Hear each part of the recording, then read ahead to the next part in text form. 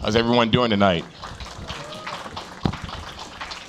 I want to say thank you, Mr. Rose, for that wonderful introduction, and I want to say to everyone here, Harlem has really changed and really grown over the last few years, and it's a great thing to be here and to talk to some of these young men about what they're doing and what they've done in the community. It's changing in so many ways that when I came here as a child over 40 years ago, it's completely different now. So I want to get into what the three panelists are, what their business is about, what their mission is about, and we want to try to keep that going so we can get some question and answers. But primarily I want to focus on what are the challenges for each of these companies. You know, what are some of their successes? What are some of the competitive advantages that they have? Can everyone hear me? Am I all right? Okay. Okay. So, all right. And then we're going to try to move into the question and answers series. So first of all, each member, we have, of course, we have John Henry. Hey, guys. Yes. Thanks for having me. From Cofound Harlem. We have Sam Sia, correct? Yep. And from Harlem Biospace. And of course, from Silicon Harlem, who needs no introduction, Mr. Clyde Banks. So, I do need an introduction. It's Clayton Banks. Clayton Banks. My fault. Just broke the glasses. So what, we want to start at the end of the table. What is your mission? Just a brief synopsis of what's your mission. So just so I'm clear, a quick show of hands. How many of you guys know a little bit about me and what I do? Show of hands. Give me your full hand. That hurts. I'm just kidding. Okay, so my first company, which I think is a little bit more relevant to this, because now I'm running an accelerator. So now we're investing in companies and that whole thing. But the first company was a startup, and it's about as scrappy as it gets, right? And actually, the interesting thing that I'm hearing, and a lot of folks will come up to me and say, well, I have this great idea, but I have no capital. You know, there's so many barriers to entry, like Chike said. Chike's my boy, much love. But that should never be an excuse, ever. You should, there are no excuses, right? So whether it's shortage of capital, or sure, we may be starting at a little bit of a disadvantage, right? So we're in Harlem, the landscape is quite different, but when you're willing to work, when you're willing to get up at 5 a.m., when you're willing to sleep at 1 a.m., when you're willing to make the calls that it takes, when you're willing to make the hard decisions and the sacrifices and the gut-wrenching, sickening hustle that it takes, then you will make it, and it's about as simple as that. And that's kind of what I've been about, and that's what I like to encourage in people, and to just let you guys know that we can, right? So even though it seems like a far road, if it seems like your goal is just out of reach, then you have a big enough goal. So keep after it, because there's plenty of us here that are willing to help you. A lot of folks don't realize that this young man started Mobile City, and he just sold that company a few months ago. So everything he said is pretty right on, on point, right on target. So Thank congratulations. You. Thank you. Okay. Quick synopsis. Yeah. So I'm the founder of a incubator. Is this thing on? It is. Okay, great. Yeah. All right. I'll try to be more booming here. It's a business incubator, but it's for biotech companies. Harlem Biospace. So maybe a show of hands. How many of you have heard about us? So yeah, we're nice. We're an incubator for biotech companies, and that's something that is something that we started about a year and a half ago now. We've got about 20 startup companies in our incubator. We started this with NYC EDC, Eric Gertler's group here, and these are really some of the most exciting biotech startup companies in the city, and they're here in Harlem. And we chose to come to Harlem. We could have maybe gone to other places in the city. The city's really lacking an affordable wet lab space for these biotech companies, and there's huge amounts of basic research and biomedical research in New York City. So all of those verticals that were mentioned about tech in New York, really, we really ought to also think about biotech as part of that.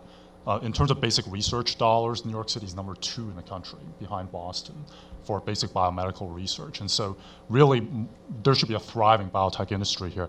And a lot of that innovation comes from startups. And actually, a lot of that is really in Harlem. And that's really, I think, what's been really exciting so far. And sort of my experience in the last year and a half or so is I'm sold on Harlem. One can see the energy on the street when you're walking down here. But what I've really noticed is that biotech is really sort of a stodgy, conservative industry still. And when we bring people up to our space, they're also sold. And this is something that I wasn't quite sure what to think when we started. But from the big pharma companies, the big biotech companies, medical device companies, when they visit us, they really are excited to have the opportunity to maybe have us, to work with us in Harlem. And right now our space is pretty limited, and so we're trying to grow and trying to accommodate the demand. But this sort of interest in having a thriving biotech economy here in Harlem is actually I think pretty broadly shared by a lot of people. And again, taking a step back, right now in the biotech space, New York City is probably the hottest city in the whole country in terms of biotech. Again, the reason is that there's such an enormous gap between the amount of basic research going on in biomedical research and the lack of actual startups. The gap is huge here in New York, which means the opportunity is huge as well. And so across the entire country, this is the hottest city. And right now, we have some of the best companies. They're small. They're in Harlem. We're trying to find ways to accommodate that growth here. And I also want to mention that the city, NYC EDC again, recently announced the VC partners, the venture capital partners, who will be managing a $150 million life science investment fund for early stage companies in New York. And that's really incredible. It's going to be run by 2 of the top, you've heard of Kleiner Perkins, VC partners like that. Arch and Flagship are the Kleiners of the biotech VC world. They didn't have a presence in New York. They'll be managing this for New York. And where are these companies going to grow? They're hopefully all going to grow in New York. Hopefully they'll grow in Harlem. And so I'll end off with a couple more thoughts. One is maybe the challenge. We really love to stay in Harlem. Columbia University also is undergoing this massive expansion, multi-billion-dollar expansion. It's going to be a world-class neuroscience facility and other facilities in West Harlem, led by Nobel Prize winners, and it's all basic research. So a lot of the new technologies are going to need a place to actually grow when they go into more translational, clinical, applied development. And so to have that stay in Harlem would make a lot of sense. One of the challenges that we're facing when thinking about expanding is actually that maybe Harlem there's almost too much energy here because the real estate prices are actually through the roof. And so that's something that might, if you're sort of in the incubator business, it's actually a bit of an issue. And the last thing I'll mention is something that Eric also mentioned is this program Hypothekids that we have. A lot of the life sciences being what it is, we typically draw the technologies from universities. So right now in Harlem, a lot of the companies, out of the 18 or 20 companies, 15 or 16 of them are actually from all over the city. So they're actually coming to Harlem, NYU, Rockefeller, Mount Sinai, you name it. They're actually coming to this area. And so that's something that is going to remain because we need to have the technologies coming from universities. But to form a tighter connection with the community, one of the things that we're trying to develop is this sort of outreach. And so we have regular programs and seminars that are open to the public for free, and you can just go to our homepage, harlembiospace.com, go to our events, and you'll see the programs. You can come to our space and come to our events. But also the STEM outreach. this is enormously important, obviously, STEM outreach, and we have these programs where we have summer programs from pre-K all the way to grade 12, but we have students from community boards 9 and 10 come to our programs and really work with some of the entrepreneurs as well. And so we're hoping that through that connection, we'll be even more integrated into the community. Okay, great, terrific. Mr. Banks? Sorry about that mispronunciation. Sam's doing tremendous work, and we were there for his launch at Silicon Harlem, and I can tell you he has grown his business, I think, probably tenfold, and is in the business of relocating because he's outgrown his space. So what he's talking about, he knows very, very well. Now, I'm having a hard time concentrating because all I can think about is, man, I could use a beer right now. And that man, John Henry, said he was going to buy me one. So as soon as this is over, you're going to hustle your ass out there to the bar and get me a beer.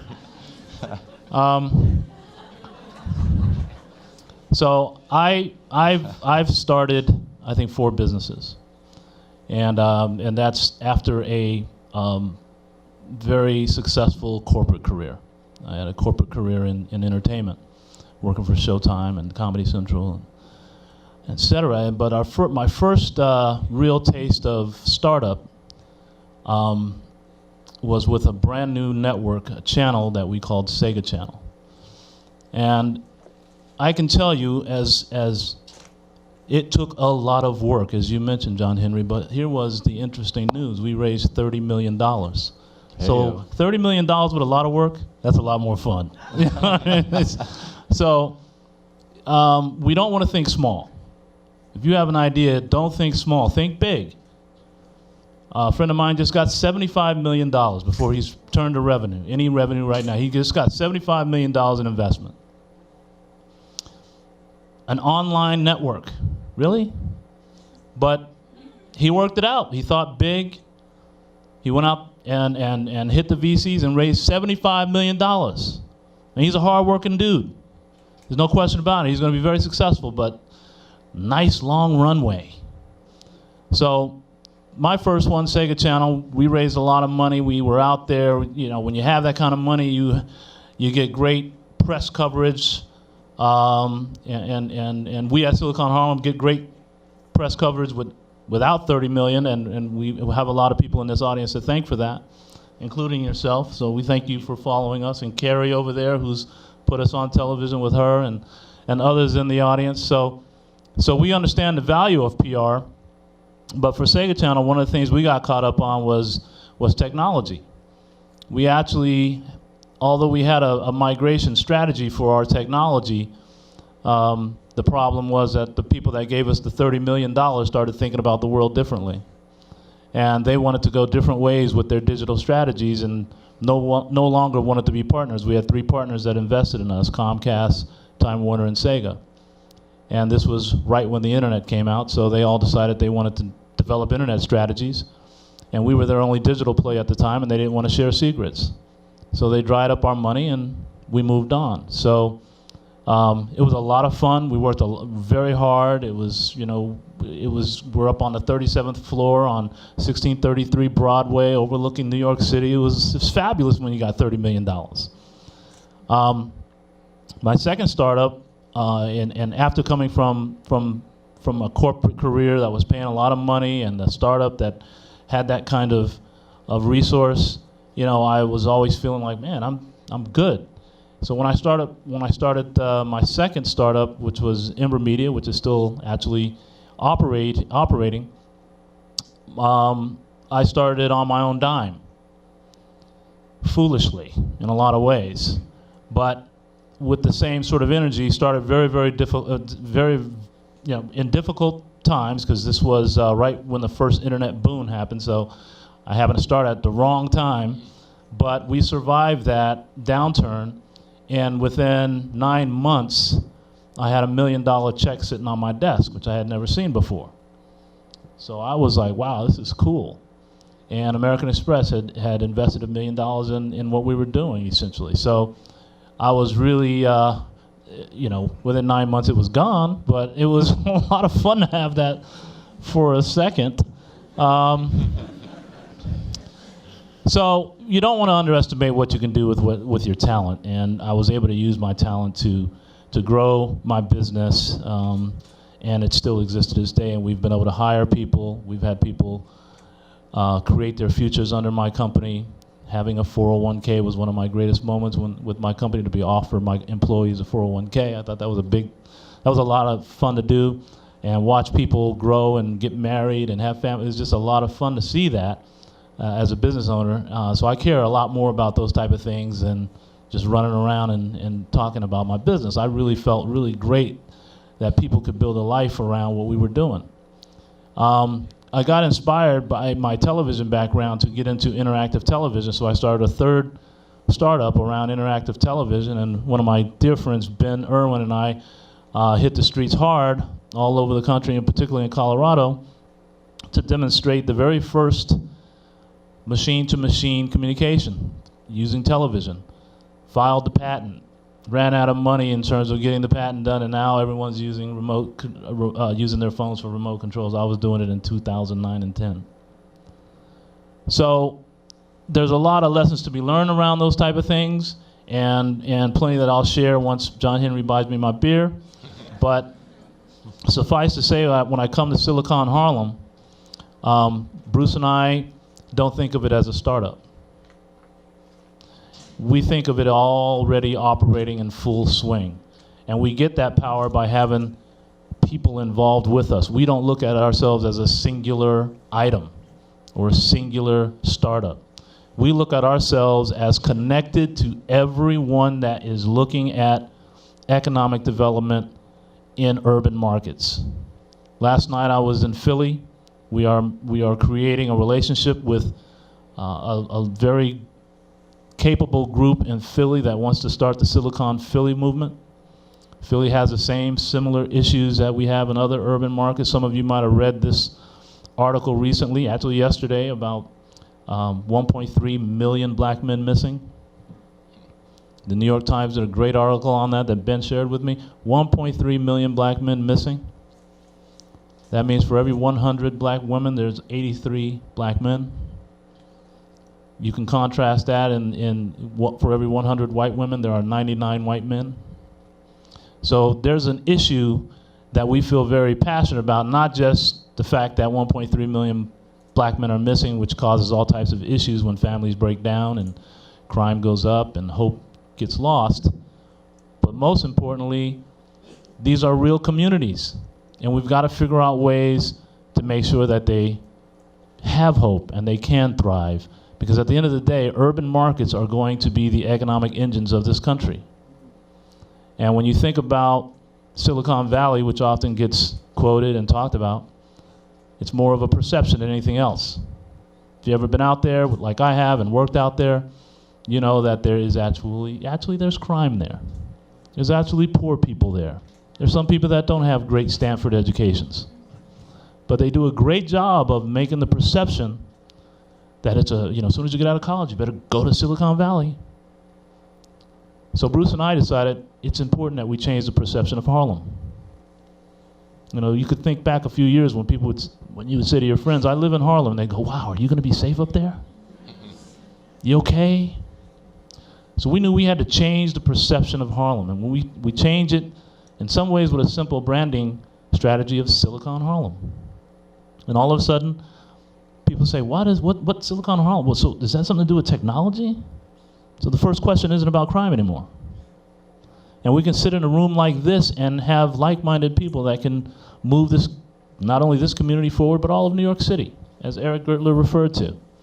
So for me, when you talk about startups, I understand that, and I encourage you to, like Chike wants to do, raise capital and work with each other to do that. But in terms of Silicon Harlem, we don't think of ourselves as a startup. We have some struggles like a startup, but we don't think of ourselves that way because it's too important. We are formulated, for those who don't know, we are formulated as a for-profit. We don't have a nonprofit mindset, but we have a social venture mindset. We want to make people successful. We want success stories to come out of this area of New York City. But think about Ferguson. The quote I just gave you about 1.3 million. In Ferguson, for every 100 black women, there are 60 black men, the highest gap in the country. So those things tell you why a young man can walk into a store and steal something that's trivial and lose his life. There's something wrong with that. So we don't think of ourselves as a startup. We think of ourselves as a connected network that can impact this country in a profound way by transforming urban markets into tech and innovation hubs.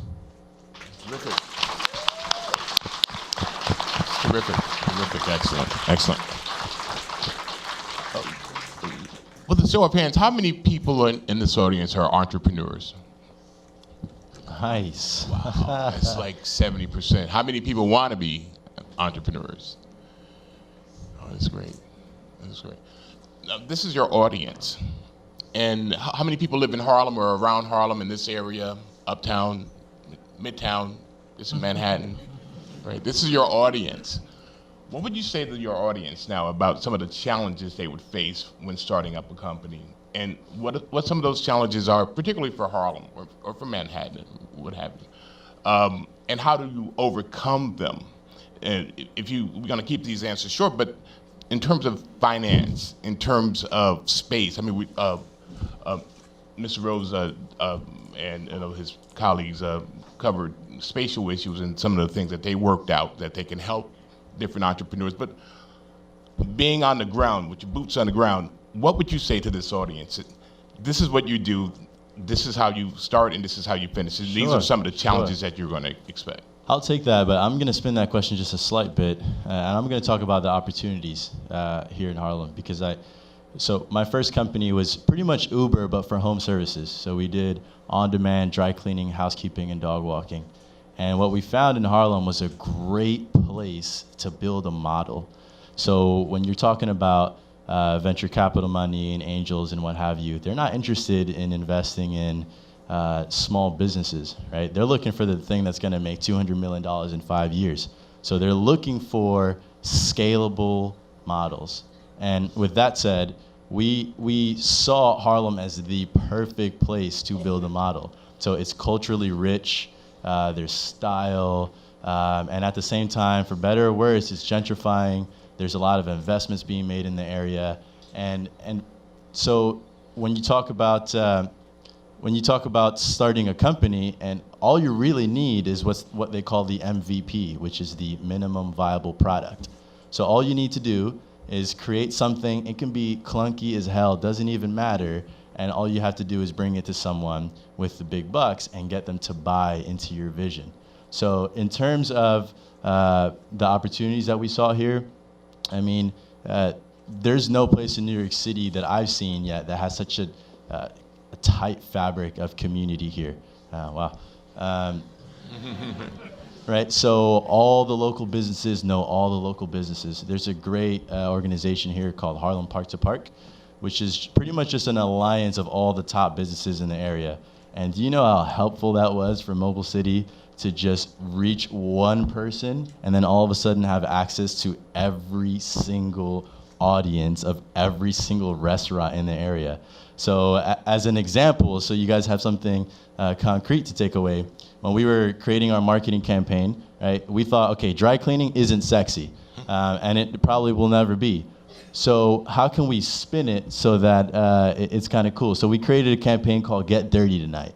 And the logic was, when you spill something on yourself, that's when you're really thinking, damn, I gotta go to the dry cleaners. So we created these coasters and we distributed them to the Red Rooster, to Chocolat, to Harlem Tavern, to Corner Social, because we had access to them. And then what happened, just as we anticipated, we put a little promo code, and almost as if like clockwork, when people were spilling wing sauce on themselves, beers, what have you, they would look at their coasters and says, "Get dirty tonight, hit this promo code." So that's just one of the many, many, many ways that Harlem is this incredibly strategic way to get stuff done here. And just very quickly, just because I think many of you don't know what Cofound does. So after selling my company, a couple of buddies and I came together and we wanted to bring that same opportunity to the public as a whole. So we have this program now where we offer resources, mentorship, and free office space for 9 months. And instead of taking equity like a lot of other accelerators, we take 0 equity. The one thing that we ask is that you headquarter back in Harlem. So it's a community building initiative. It gives us depth and width here. Thank you. And it wasn't hard to buy companies like Google in. So Google's on board, YouTube's on board, American Airlines is on board. We really wanted to push the boundary of I'm so sick and tired of Harlem existing in this little bubble, this uptown bubble, and it's just Harlem. It's why can't we push the international border? So one of our companies is moving from Argentina to come here. One of our companies is moving from France. One of our companies in the audience, what's up to Perky? Hey, what's up, guys? And it's really interesting. So as opposed to talking about the challenges, I felt it more appropriate tonight with all these like-minded people here and this positive energy to talk about the opportunities. Excellent. Thank you. Okay, so maybe, I'll just try to give a brief answer here in a couple of different ways, and I'll probably answer it not from a life science perspective, because probably most of you don't do life sciences, but number one, just in general, I would say be resourceful. There's a lot of resources out there for you to take advantage of. It's true that it's tough to get investment. That's always true. But again, it's also true that to get a company started now the barriers are quite a bit lower, and there's a lot of resources in New York to help you. So I absolutely support this idea that you should use Harlem to whatever degree would help you, but you shouldn't obviously be divorced from the rest of the city. But even in Harlem Garage, WeWork is going to be opening up a space on 125th Street, if you don't know that already, in probably within the next year. I think it's a 35,000 square foot space or so. So you can stay in Harlem, but make use of resources like Digital.NYC and meetups and things like that. The second way I want to maybe answer that is, and I don't know if this is totally getting at the question, but I think in general, and this is something that Clayton mentioned actually, of what he's doing is a social venture, but and it's trying to do good, but it's a for-profit, and where the startups, the successful startups are the ones that really see an opportunity in society that maybe not everybody sees, and I think the interesting thing about being in a place like Harlem is that maybe the perspective here is a little bit different than what the typical demographic would be in Silicon Valley. And people talk about women in entrepreneurship because they offer a different perspective. And I would offer that maybe up in Harlem here, that the people in this audience might have a different perspective on different needs there are in society. And you can if you can just structure a way of a successful business model to capitalize on these needs, that I don't want to be too, but this middle, sort of like the white male in Silicon Valley, trying to have a better, I don't know, some sort of high class problem that they have. There might be opportunities that they're not aware of that are actually very big business opportunities. And I think if you can actually capitalize on that, work with the resources that the city has to offer to actually help you structure a successful business model, you might have something, and hopefully you can, grow that here in Harlem. Excellent. I'm not going to add much. I think I'm still thinking about this beer that John Henry has promised me. And I think we've got the smartest audience in all of New York City. You guys can tell us a lot more than we can probably tell you. I'll just simply say this, that we have a I think a responsibility as people that have sort of been successful, and I'm talking about all of us in this room. We have sort of a certain responsibility. One of the things that is being talked about in this city is a lot of people being left behind. It's easy to talk about hustling up and getting a company going and being all excited and all that other stuff, but there are a lot of people in this country, frankly, that are being left behind.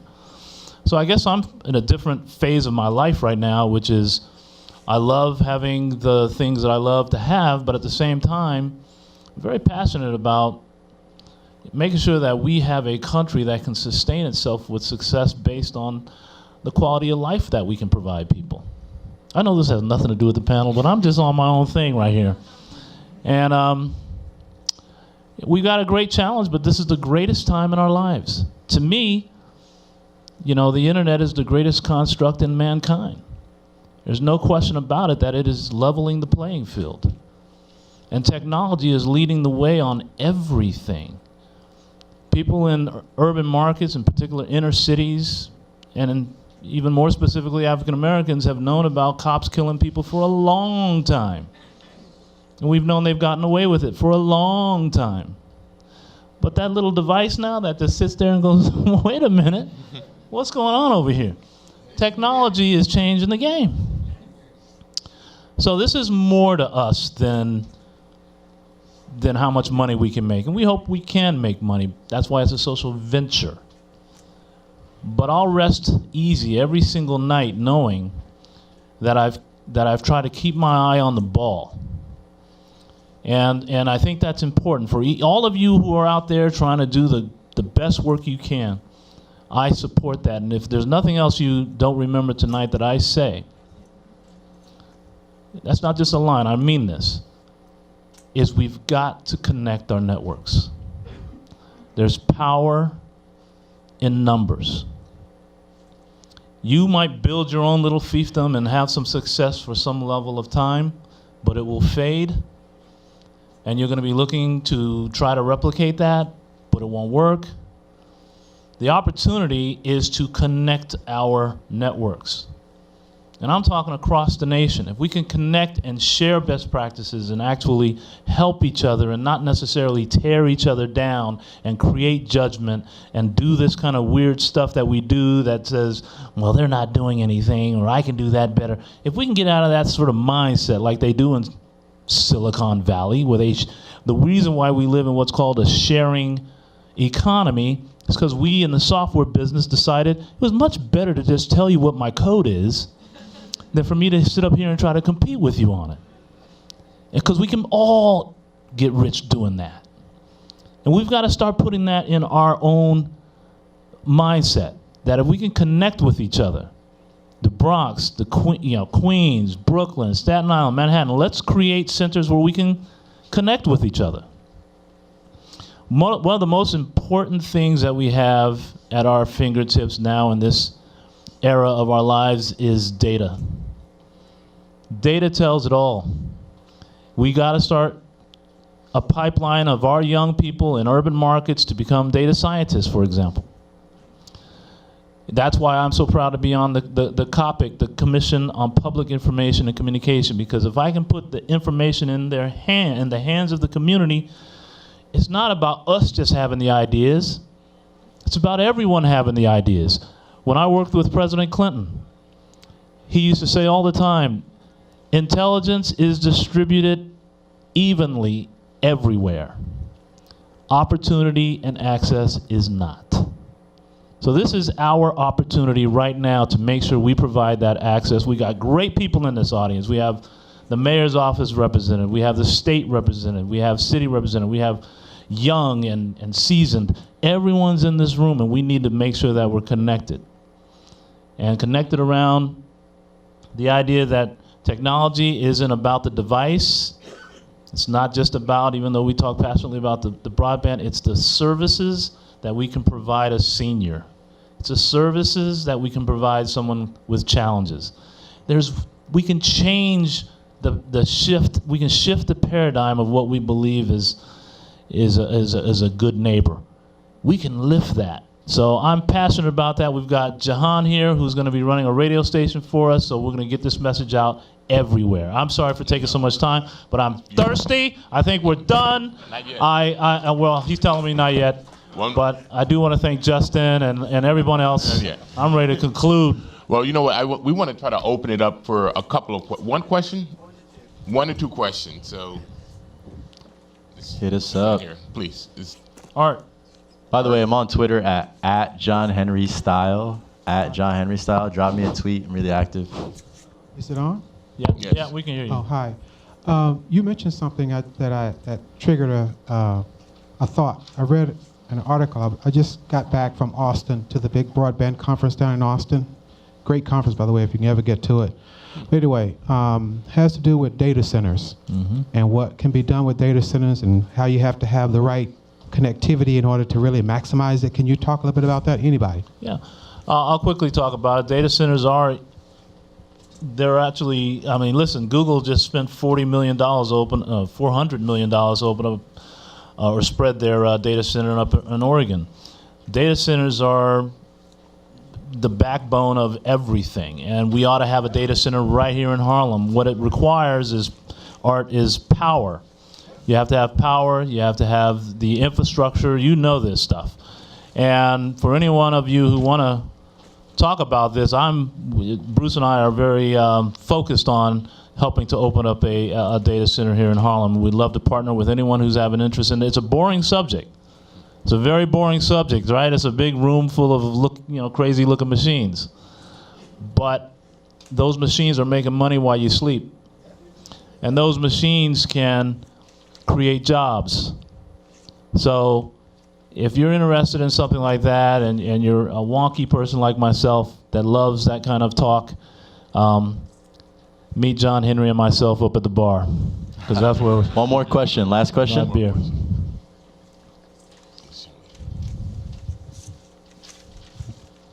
Well, thank you for your comments. My name is Fatima, by the way.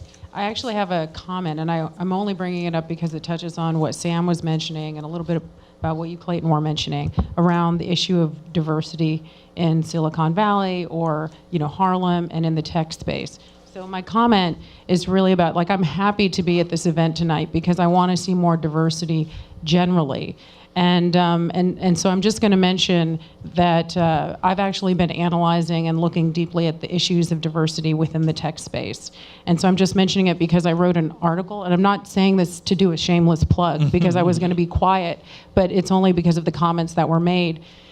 So I recently wrote an article that I posted on my website that talks about the challenges of diversity in the technology sector, and I'm doing a series on it. And I also talk about how companies that are more diverse in terms of racial diversity and gender diversity actually outperform less diverse companies. So there's actually a value that can happen down the road in terms of shareholder value and growing a company. So I'm just mentioning it, and you can check it out on my website because I posted it. My company's name is the Azara Group. That's TheAzara Group, if you want to read the article. So I'm not trying to do a plug for it. I'm glad you mentioned that. I'm just going to speak to that because I think we got to keep it concise.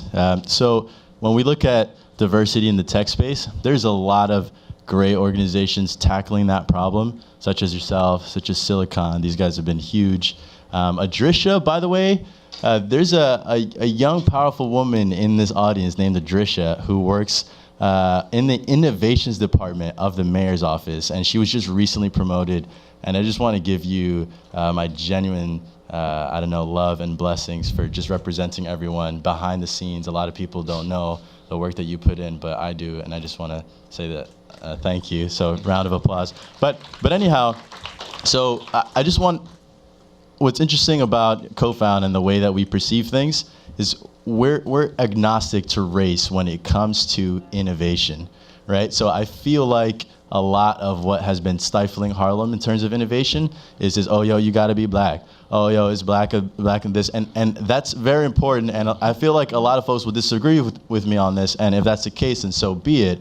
But when it comes to innovation, when it comes to creating the next ginormous scalable company that has this global size and power, I think that we have to think not necessarily about color and more about the quality of the ideas that we have, and that's just how I feel about that. All right, I'm sorry. I cannot let that be the last thing because as much as I appreciate your thinking around that,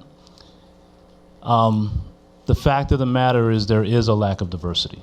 I agree. That's not a sort of a wishful thinking type of thing. It's a facts. And the companies themselves. Now, first of all, not everyone in here is going to be an entrepreneur. People have to go to work. And if you are not getting hired, there's something wrong. So, yes, there's a lot of people working on this issue, but it is an issue. And the fact that we can sort of gloss over it and say, well, you know, when Google first came out with their numbers, let me just quickly just tell the story, and I'll end up, Justin, you can do whatever you want to do, but when Google first revealed their numbers, and it was revealed by Jesse Jackson, all right, it's something about knowing history. This is not about trying to be racial or anything like that. This is about trying to do the right thing for this country. And the point is that those companies were not revealing their numbers forever. Twitter, Facebook, Google. None of them they didn't have the powerful companies, but Jesse Jackson went in, bought stock in all of them, sat at their meetings and said, we want to see your employment numbers. This is important to know. And what happens is, those companies, what was their very first reaction? It's your fault. You're not graduating enough people in computer science. You don't have enough people that have a programming and coding background. You don't have engineers. That was their first reaction. I know why, because they called us. Google called Silicon Harlem and said, we know we put out our numbers and we want you guys to talk a little bit about diversity and all this other stuff. But the communication at that moment was, you guys, we're a meritocracy. There's no reason. I mean, we're just innovation. Just this sort of flowery talk, but you go in their companies and there's there's no diversity. So they said, well, it's your fault. You don't have enough people coming out of Stanford. What? It turned out that was debunked. That was debunked. We have as many people coming out of great schools with computer science backgrounds, with engineering backgrounds, and certainly with coding backgrounds that could easily fill many of the jobs that they have advertised as any other group in this country. And the second, so when they realized that was debunked, and they go, well, I guess it's not your fault. So let's take a look at our own systems. This is important, because if you're going to start a company, you want to have these lessons so you don't repeat the same mistakes that become worse. So the second thing they came out with, which I hope to have a debate with them sometime, is, well, you know what it is for us? We have unconscious bias. Really? Wow. Those are the smartest people on the planet, right? This is a scientific term of why we have no diversity, because we have unconscious bias. Well, even if you buy that and you say, okay, great, let's at least agree that you have to do something about it. And some of us know that it's more than unconscious bias. Let's just be real about it. It just is. Now, I can talk on and on about the nature of this, but it's important that all of us have a stake in diversity. We all have a stake in it. I don't care where you come from, and diversity isn't based on race. A lot of their bias is based on where you went to school. Some of their bias is where you live. Some of the bias is your sexual orientation. Some of the bias is whether you look like them or not. Some of the bias is the way you speak. Some of the bias is your last name. So diversity isn't black. We got to stop associating it with that. Diversity is making sure your company is made up of the best and brightest, certainly, but from all different backgrounds and orientations. And I'll tell you why. If you sit in a room, in my companies, if I hired everybody like me, there would be no success. We'd have some success, there's no question. I'm Clayton Banks. But we would not reach the real potential that we reach. And I'll tell you just a last quick story on Intel, because Intel's on the record of this.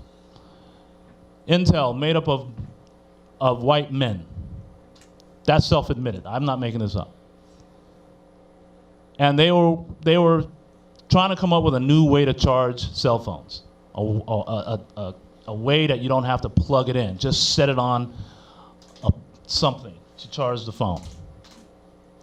And all these men were sitting around trying to figure it out. And one of the women engineers who finally made it into the circle said, when I get home, I start just, taking stuff off, and I have a bowl sitting there, and I can stick stuff in, and my cell phone goes in, and I can, go on with my night. They, with her direction, designed a bowl that can charge your phone. Without her in the room, that would have never happened. It's a great invention that they are now, you'll see it in the next year, promoting heavily. That's diversity. And when you take your eye off that ball and act like it doesn't exist and say, hey, all we got to do is work hard, you're going to leave people behind. You're going to have disgruntled folks. You're going to have corporations that fail. And America will continue to fall on the chain. We already are doing that. You look at STEM.